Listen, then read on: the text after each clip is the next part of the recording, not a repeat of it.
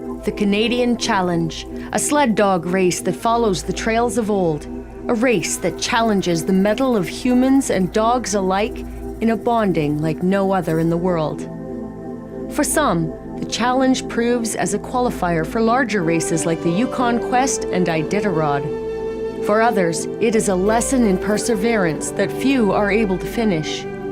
600 kilometers of Saskatchewan boreal forest, highways and waterways wait for the teams to arrive, greeting them with extreme conditions. In a winter world of deep snow and temperatures that could freeze the soul right down to its core. This is the Canadian Challenge.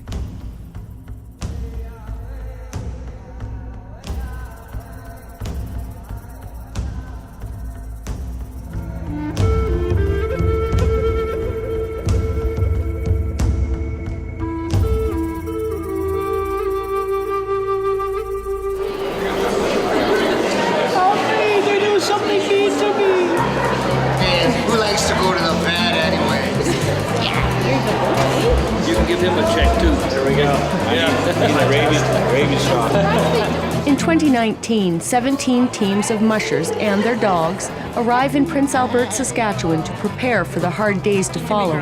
Veterinarians and students from the Western College of Veterinary Medicine check the dogs closely to make sure the dogs are healthy and ready to run. Good boy. Just getting all the dogs checked, and so far they're all healthy and good to go. So bringing another one of my big boys in. We have 3 veterinary teams, if you will. So 3 graduated veterinarians, myself, Dr. Romany Pinto, who has vetted the race 3 or 4 times now. And then Dr. Julie Wilson is a recent graduate. She's volunteered as a student previously, and her parents actually run a touring kennel. So she's quite versed in sled dog life, I guess you could say.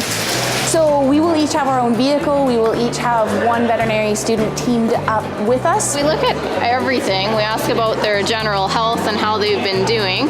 And then we do an exam to look at everything from eyes, teeth, heart, lungs. And then we're just looking for any spots that might be sore and just making sure everybody's healthy and ready to run. Do they sense that we're going to be racing? Oh yeah, I backed my dog trailer into the dog yard and that whole yard come unglued. They knew we're getting to go to town. They love their job. Yeah, absolutely love to run. I mean, they've been bred for generations to do so. She's a straight Alaskan Indian dog. Goes back all the way back to the 70s. And those dogs originally came out the Hooslier and those places in Alaska. Obviously, the athletic expectation of the sled dogs in particular is much different than what we ask of our pet dogs. We always have a veterinary team at any checkpoint where there are dogs or where there will imminently be dogs. So we do end up kind of leapfrogging over one another as the race goes on. The vet teams can get quite spread out depending on how spread out the race gets. We might be at a single checkpoint for 24 or 36 hours until the last dog team leaves that checkpoint. There is a vet team there. We are a team working with the mushers for the best of the dogs, and that's really what it comes down to. With all the dogs checked and marked with either green or red marker, the mushers prepare for the next days when the race will prove to make or break them. In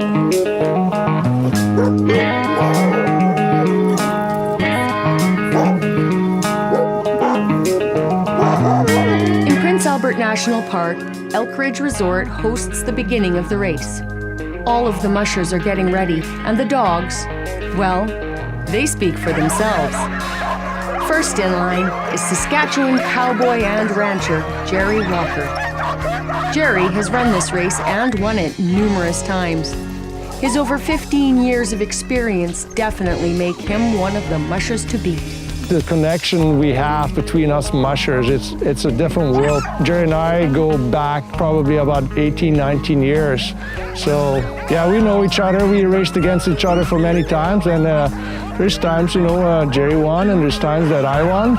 Dog sledding can be quite the family affair, and the Joinsons' barking adventures from Tagish, Yukon are no exception. Jerry is an emergency medical responder and has decided to compete in the 8-dog race. Lisa is also in the medical field as a nurse. This year, she is taking on the 12-dog team in her attempt to qualify for the Yukon Quest and Iditarod. This is my first time running this race, and Gyro's very first race, so... Gyro is originally from the Philippines.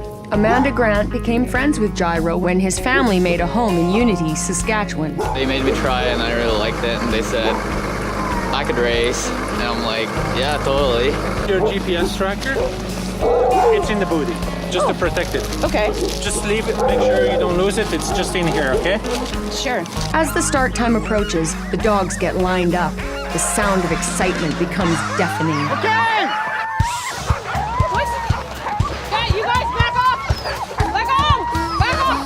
Have a great day. Happy trails. 5, 4, 3, 2, 1, go!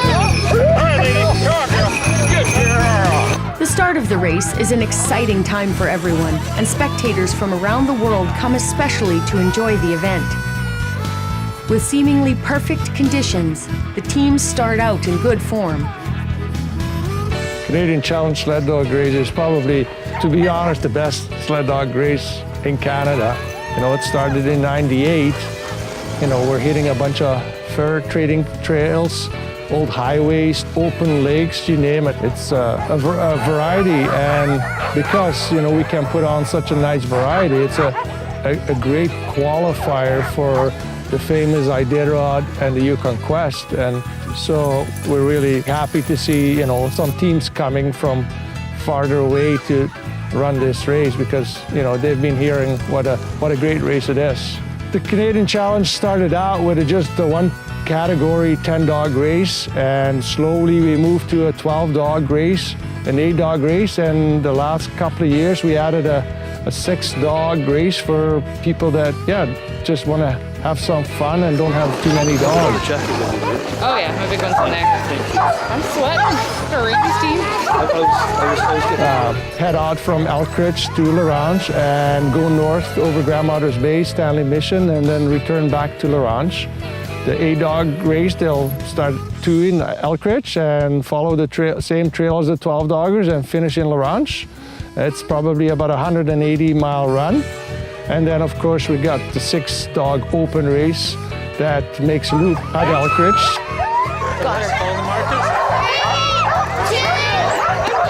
We see now with Amanda Grant and our young fellow there in the 6-dog to see some new Saskatchewan blood. He's handling for Amanda and Randy, and the young kid is just having a blast. He's doing such an awesome job. He's got that, maybe that being hooked. I'm hoping to see him, you know, just excelling in running dogs, and it's always really nice to see, you know, young kids joining the sport, and hopefully, you know, we can snag him and he'll stay hooked. It's a perfect start. The weather is nice, the dogs went off without a hitch, so I think we're doing really good. Well, the teams are all off now. Everybody looked good leaving, so it's just waiting for them to come back and taking care of anything that needs to be taken care of as they come back to this first checkpoint. Everyone is making great time, and optimism is running high.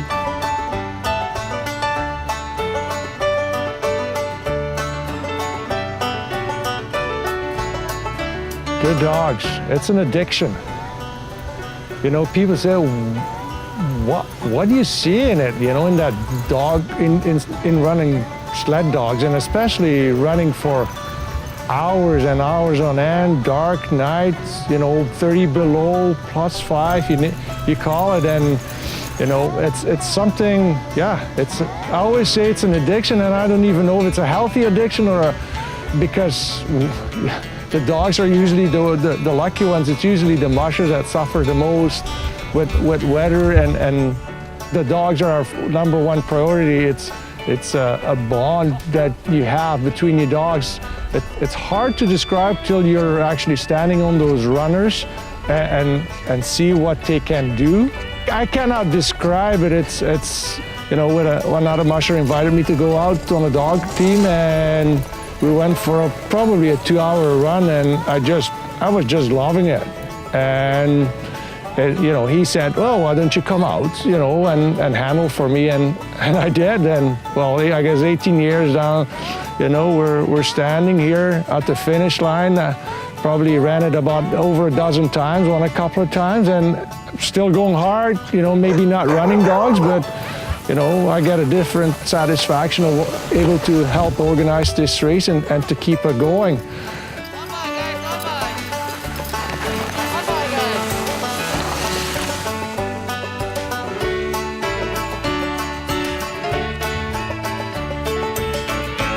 They get pretty spoiled when they get some good snacks. They get better food on the trail than we do.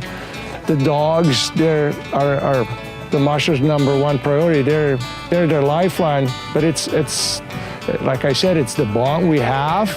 It's a teamwork. It's not just the dogs. The dogs and the musher have to be one, because the dogs pick up on you about your mood. So that's why it's important to be a team, a complete team, to be successful.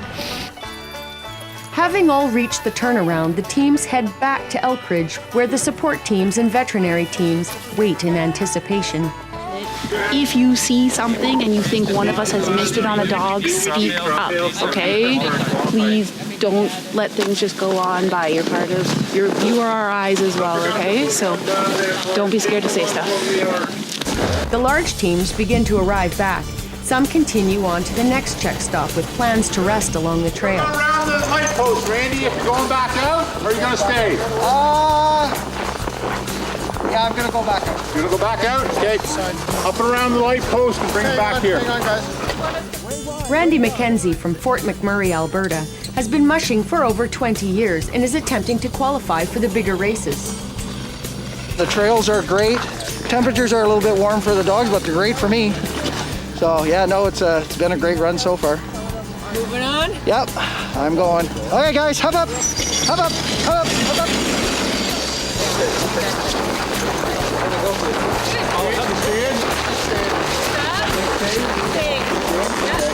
It is beautiful. People in Saskatchewan that haven't seen that snowmobile trail are missing something. Dogs will sometimes eat a booty. If you catch them right away, you can maybe make them barf it up, but if you don't, you might have to go to the vet. Some decide to stay at Elkridge and begin to settle their dogs in the area that has been prepared for them. Already there are issues, and mushers are deciding to drop dogs from their teams. What's going on with Winston Churchill? Hey? Here. Jerry's daughter, Dee Eves, got bit by the dog sledding bug when her father started up and will be competing against her father in the 12-dog race. Dee is an environmental specialist and shares Smoky Hill Kennel with her dad. Jennifer Campo from Rocky Mountain House, Alberta, owns Atka Kennel with her husband, sports guru Jason, and twin daughters. This superstar team has competed in numerous race events all over North America, and Jennifer is expected to finish the race quickly so that Jason can take 2 of her dogs with him to the upcoming Iditarod. Meanwhile, Lisa Joynson is having veterinarian Kate Robinson take a look at Winston Churchill. He doesn't really care. Yeah, I would get some ice on this. Can I do this first? Oh, yeah, yes. Manual lymphatic drainage, that is fine. You can be even more active without it. All the mushers make their way in, and the volunteers pitch in to help them get where they are going. Oh, you're going by truck or what? Go, we're going to the truck. Hey, let him go, let him go. Let him go, let him go. Let him go.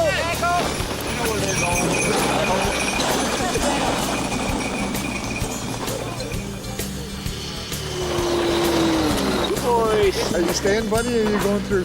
See. Are you sure? Put them catches breath before you quiz them. 1640. Crucified on them. Nothing shower, yeah? 1640. I'm still alive, though.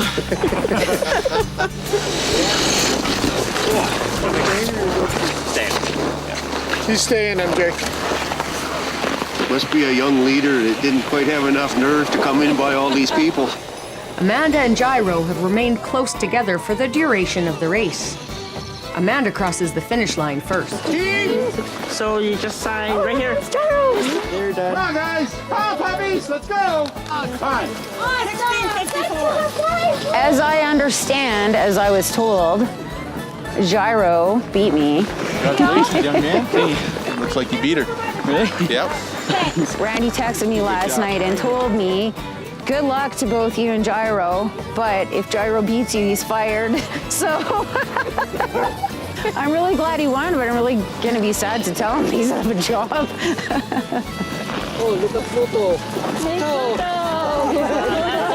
It does seem like his whole family's gotten attached. And you know, they've been great. They were out at our place from the very start to support him. Oh, I think they kind of tied, but they had fun.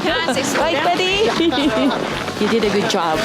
Dogs, I love watching them. They get to do their fun stuff and like they get to enjoy it too. The race was wonderful. I can't even imagine how much work went into this for all the people that organized it and, you know, all the volunteers. We're definitely coming back next year, but if we can work hard enough, maybe it'll be in the 8-dog. Oh, I'm going to have to talk to these guys about police officers because they're scared of them. I'll have to explain to them they're good. Guilty consciousness. By the next morning, most of the teams have already headed out and made it to check stop number 2, McLennan. Some stop for a break and others once again move forward. But it has become clear that the falling snow is going to be more than the dogs and mushers were prepared for. Construction worker Darren Haas from Controlled Chaos Rescue and Racing in Fort McMurray, Alberta, has stopped at McLennan and will not continue the race. The third check stop is Harold's cabin, and the teams have discovered that this is not going to be an easy race. Got in here this morning at 6:30, and I'm gonna give the dogs a really good rest until they feel like they want to go. The conditions out there are not ideal. There's a lot of snow, and the dogs are punching through the snow, so it's quite deep for them. When they start punching through snow like that, you end up with shoulder injuries and wrist injuries and such. It's going okay. Yeah, it was tough slugging getting here. Trail soft, deep. You know what? Only thing is sometimes a fast trail sometimes injures more than a slow trail. Slow trail's hard work, but you know, if you fall down when you're running fast, you get hurt more than if you're walking. Marcel Marin from Yellowknife, Northwest Territories, has also decided to scratch, and his support team is waiting at the road to take his dogs to Ronge. I'm here to pick up 2 dogs for my musher. I met him through a friend, and then she always told him, if you ever need a handler, ask Patricia, she's awesome with dogs. And then one year he contacted me, and I thought, you know, coming from Switzerland, this is like the adventure of my life. And yeah, it's my 3rd year for Marcel. Nice. And the last 2 years he won the race, so. Marcel's dogs are not the only dogs to be finished with the race at this point. I'm Lisa, and I'm from Fernie, BC, and I'm just helping out Cody. He's dropped Horton off the race team. He had a tight bicep shoulder, but after a night's rest, he's looking pretty happy. I'm here to pick up 3 dogs that Cody's dropped. I know Cody's done a lot of training with his dogs, but yeah, the trail always changes, so they don't know what to expect. That wasn't very smooth. Yeah. Hey, it worked. Good boy. Most of the teams have made it, but it is clear that many dogs are quite fatigued and have developed sore wrists from pushing through kilometers of sugary snow. Thank you very much. Nice meeting you. That's every year. Somebody will drop dogs. I tease them and say, if you drop a dog, I get to keep it. Yeah. I think I got started in the challenge because I had dogs. I was working up until last year, so I never had time to train. So I was just living here and playing with my dogs, and they wanted to move the trail. They were running up and down the highway, and they wanted a trail and asked me if I knew any trails over here. And, oh yeah, I know trails. So arranged it so they'd bring the challenge right through my yard. It's never this warm at Harold's. It's kind of nice out here. An exotic vacation. It kind of is, yeah. Who needs to go to Jamaica today? I'm suspecting they'll come for the buffalo stew myself. And for us, it's part of being in the north. don't knock on my door. Don't hit it. My door didn't do anything to you. You don't have to hit my door. Come in, help yourself. That's the way that this community was. And I just want to keep that going. So it's company, and you treat company really well.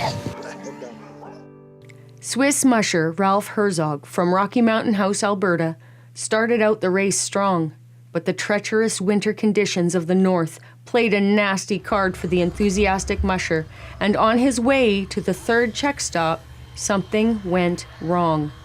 On the edge of Montreal Lake, his team has stopped. A rescue team jumps into action. Ralph and his team are an hour away by snowmobile on the other side of the lake, and with no way to contact him, Jim and Kate head out, hoping that the worst will not be confirmed. We just had a team that quit on the trail, so they pushed their button for help, and we've gone out and rescued 4 dogs so far, and we've got 4 dogs left to go. Everybody's fine. All the dogs are fine. They just gave up running, that's all. So we'll bring them in. Everybody will be good. As the rescue team heads back across the lake, vet students attend to Ralph's dogs. In the meantime, the rest of the teams rest and attend to their dogs. For a musher, the dogs are their #1 priority. It costs a hell of a lot of money to own a dog team and feed it. Yeah. The dogs come first. Before they eat, before they have a coffee, before they go pee, to make sure their dogs are taken care of. We're still waiting for the dogs to tell us they want to go. Do they? Oh yeah. They give you a call? Oh yeah, Okay, they'll let us know. What's it like to race with your dad? Oh, you know, pretty good. It's nice to have them out there somewhere close. We're not really competing with each other, not at this stage. Too early in the game. You're picking up with 12? Yes. Iditarod qualifier Lisa gets her dogs ready to go. She has been ready for a while, but is not allowed to leave until a vet check is done on her team. The rescue has slowed down her momentum. Rotten night on the ice last night. Got lost for 2.5 hours, but they were tired of being out on the ice, so they curled up on the ice a bunch of times. And I had to walk about a 1/4 mile each time so they could follow my footprints and then come back and find a marker for them, and then they'd follow me, and eventually they'd just sleep while I was away walking, trying to find them a marker. They're happy, but they're all pointing the wrong direction because they haven't put their tugs on. If I put their tugs on, we're leaving. Oh my God, everything's broken. Everything's chewed. Everything's done. I have no more left. I'm not leaving now. It's going to take me a long time to fix all this. Because of the long wait, Lisa's dogs have become antsy, and her worst nightmare has come to fruition. Her dogs have chewed and destroyed the tug lines, and she may be forced to scratch the race. The other mushers come to Lisa's aid. These people are in competition and they're racing against each other. And they'll do anything to help each other out. In a flourish of powdery snow, her team takes off at full speed to the next check stop.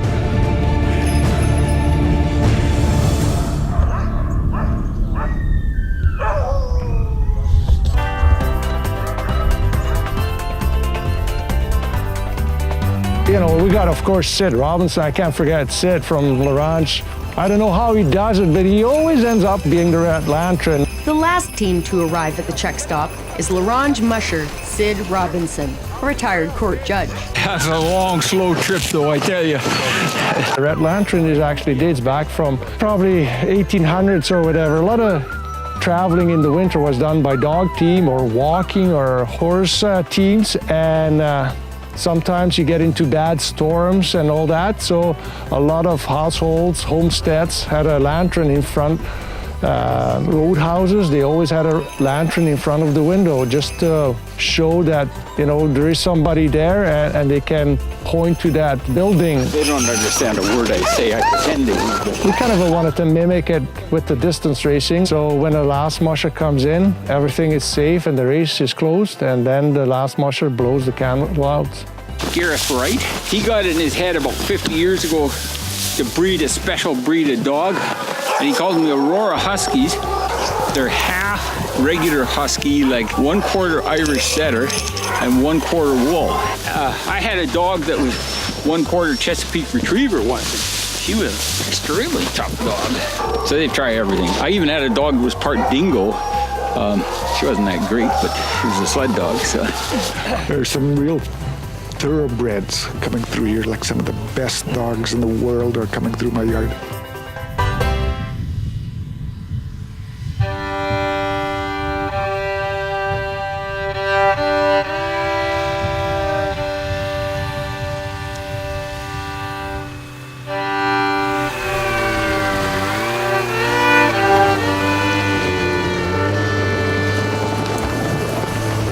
Your challenge is to try to finish. It's not just being first, but to try to finish and be proud of, you know, all the long hours you spend during training. Well, today wasn't my day, right? But someone else's day it will be, right? Yeah. They would give their life for me, right? So, yeah. Competition, right? We want to see who's the best. And conditions like that will separate the pros from the old timers. I told you, don't worry about me. Well, of course I'm gonna work with you. I told her the same thing. I said, I look after you. Yeah. Put it in first time. Yeah. Get him right. Yeah. I saw your light going to the lake, and then I thought of you trying to go. What would you say about this race? Like, how would you characterize this particular race? This year's race is lives up to the title of the race, the Canadian Challenge. Teams are having a hard time this year because of the snow conditions. The cold weather previous to this race has made the snow the type of snow that will not pack down, and it's made it so that the dogs are running in a type of snow that we call sugar snow, which is like running in sand almost. Oh yeah. So it's hard to get traction, and every time you put your paw down, you sink 2 or 3 inches into the snow, which makes it hard on the dogs. And everybody's just having to reevaluate their strategy because it's not what they expected this year. In a race like this, it is patience in the early stages of the race. And that's why for so many years the Iditarod and that the guys who were winning it were 50 years old, because they had that experience and they knew that you go out of there and run too hard. It's a marathon, and it's just like a marathon. You can't do that in a marathon either. So there's some slow teams and there's some people that are just taking their time, and the strategy that we had previously kind of goes out the door, and we have to reevaluate based on where the teams are and how we can get from checkpoint to checkpoint to keep up with everybody now that they're all spread out over many checkpoints. Did you go? I'm going. Are ya? Yeah. Me and Anna and Randy are gonna go together. Okay. I'm dropping one dog. Great. Rambo gets to stay behind because he's got a sore wrist. I love all these guys. All of them. Everybody who comes through are my friends. And you get to see them once a year. And honestly, it's kind of sad when they pull out. No, I've seen Anna coming across the lake. And I wanted to run out and give her a hug. Now they're packing up and leaving. It's going to be quiet. It's going to be a little bit sad to see them all gone.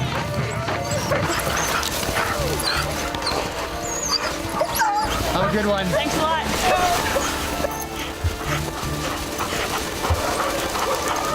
We'll be back next year. Yeah, and I'll get to see my friends again. As the sun begins to set on the second day, the teams all fly out of Harold's cozy hideaway toward the next check stop, Fafard's cabin, where the rangers are running a tight ship. Then the teams will move on to Ronge for a mandatory 8-hour rest, and for the 8-dog teams, the finish line.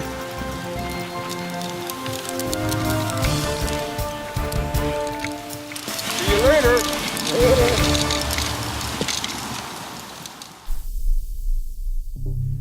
Ronge. It is dark and it is cold. Some teams have already arrived. Jerry Joinson is the first to cross the finish line with his 8-dog team. His wife Lisa has also arrived and is taking a strategically planned break. She waits for Jennifer Campo. Is there any new mitts in there? Yeah, that one. Yeah, that's the one I want. And you got your sodium and everything there.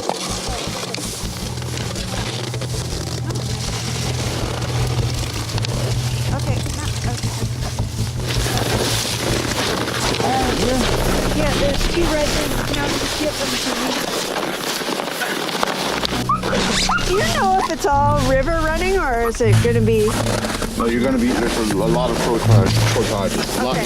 Lot more portages than last year, a lot less open lakes. So I'll be able to camp somewhere. Yeah, there'll be lots of places to camp. Have 4 people left here already? No, they're still here. Jerry and Dee just walked in. Lisa's still here. All right.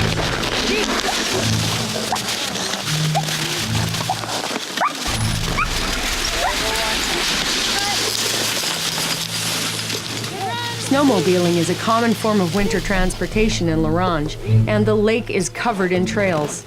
Jennifer's dogs are eager to go, but lose the trail before they even find it. With a little help from the support teams, Jennifer finds the trail and makes her way to Grandmother's Bay. Lisa has waited just long enough to make sure that Jennifer has time to set up camp on the trail. She makes her move.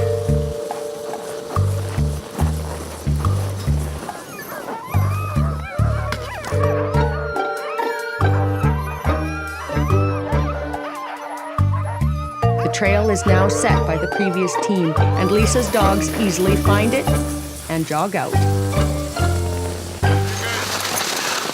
boys. Yeah, there you go. Good journey. Cody Lee from Blue Nose Kennel in British Columbia is now down to 6 dogs, having dropped 2 more at Fafard's cabin. He now drops another. So I get a dog to drop. You're going to be dropping one, so you need 5. 5, and then once we get the time, and you got to get on the sign to leave. Yeah. Okay. Did anyone else go through, Lisa? Yeah, Lisa and And Jen. yeah, you're pretty good timing wise. Yep. So where's the trail? There's the first marker right there. It goes this way. Ready? Yep. Ready? He gives a quick check-in and also heads out into the night. Just before dawn, Jillian Lawton from Rocky Mountain House, Alberta, arrives at the finish line to take 2nd place in the 8-dog race. Good for you, sweetie. Good for you.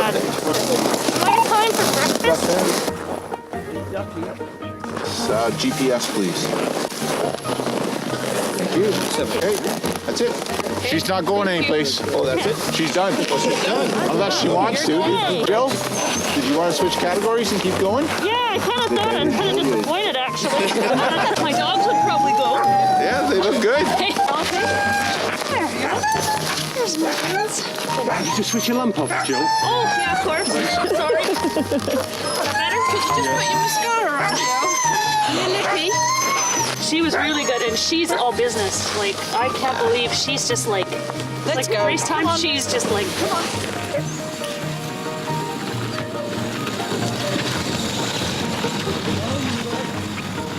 So what's going on? Just went into meltdown. Well, Anna lost the trail. She's off course. She's off course because she used an old trail, I think, from last year. Yeah, I think the dogs remembered the old trail, Yeah. and they decided to go their own way. So what are you doing? We're trying to signal her in the right direction, so she knows where she needs to go, and then she can try and get the dogs to go that way. Seems to be working. We see her light in the distance. So once she gets here, she gets to have a break? Yes, she will stay 8 hours, the mandatory stay, and then we're gonna head to Grandmother's Bay.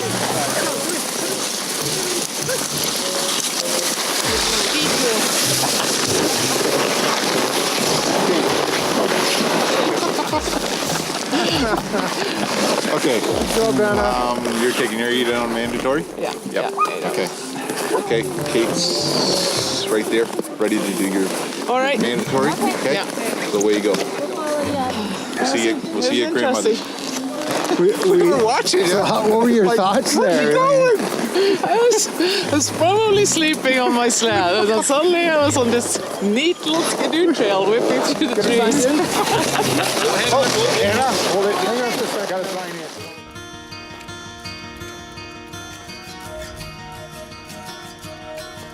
Craig Rogerson from Logan Lake, British Columbia, brings his 8-dog team in to finish 3rd in the 8-dog race. Bang. Beautiful trail coming in there, nice and cold when we left for Fards this morning. The dogs are a bit warm just coming in for the last few miles in the sunlight there. Well, there's one more official thing to do. Oh, did Sid scratch? Ah. Back at Harold's cabin, Sid is waiting to be picked up. Fine. You're a good boy. A race is a race. There's always things that happen during the race. And I know this year it's quite funny because I yelled at him at one of the checkpoints. I said, you better make sure you don't get a red lantern. And sure enough, Sid decided, I guess, after some issues, with a female in heat that, well, I better hunker down and just scratch because a female can throw a whole dog team out of whack. And so, yeah, I guess he didn't get his red lantern. But there's always next year, I guess. Jerry and Dee get ready to hit the trail to Grandmother's Bay, 58 miles to the north, where they then turn southeast to Stanley Mission, turn around, and head back the same way they came.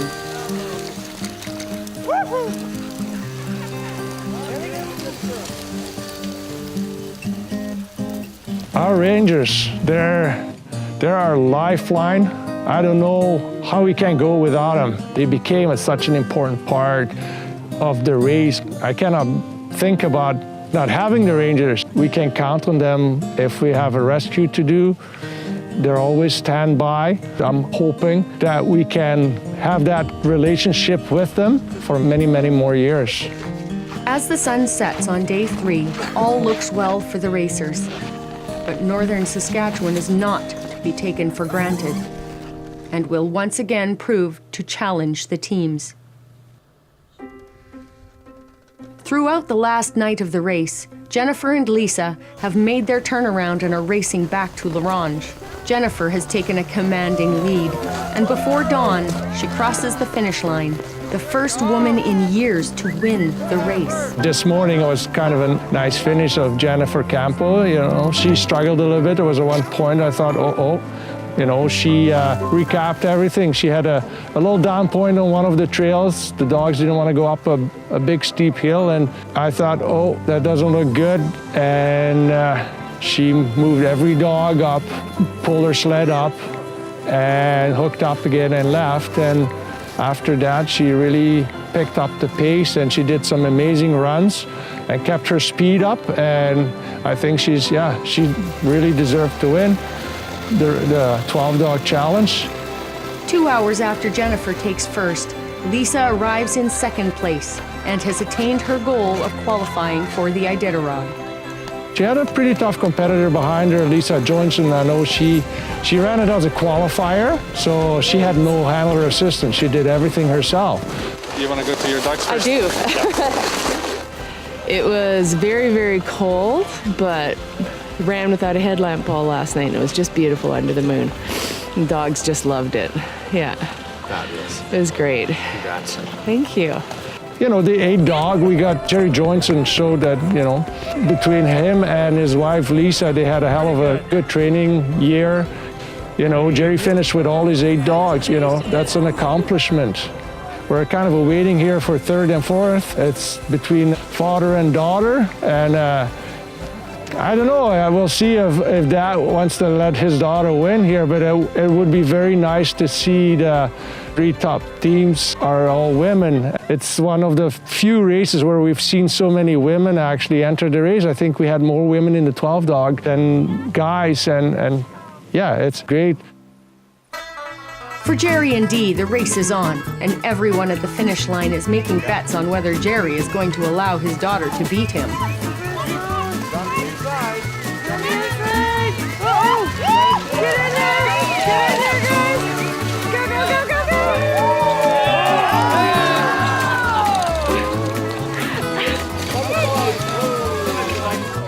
That's about the closest finish I've ever seen in a race. How was it? Tough son of a Yeah, I'm gonna buy a Harley Davidson.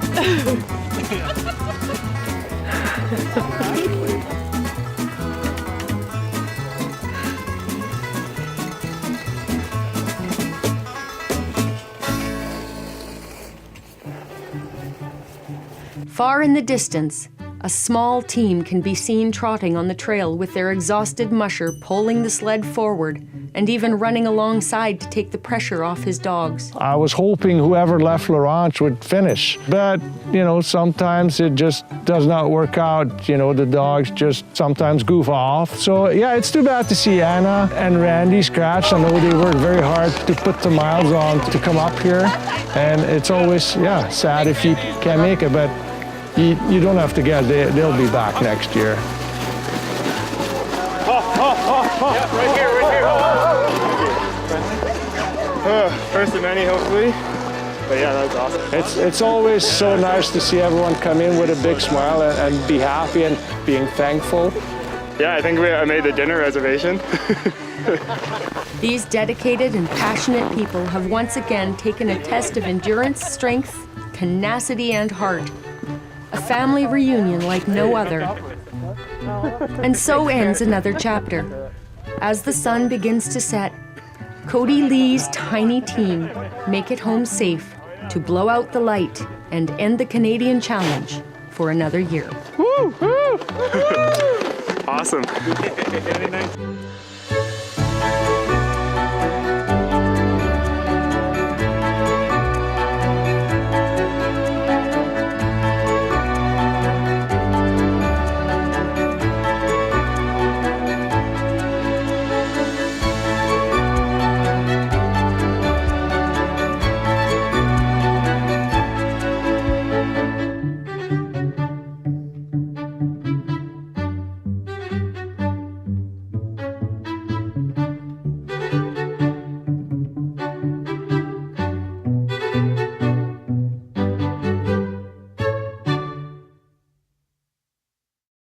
If you have program ideas that you'd like to see on Max TV Local On Demand, write us at max.local@sasktel.com.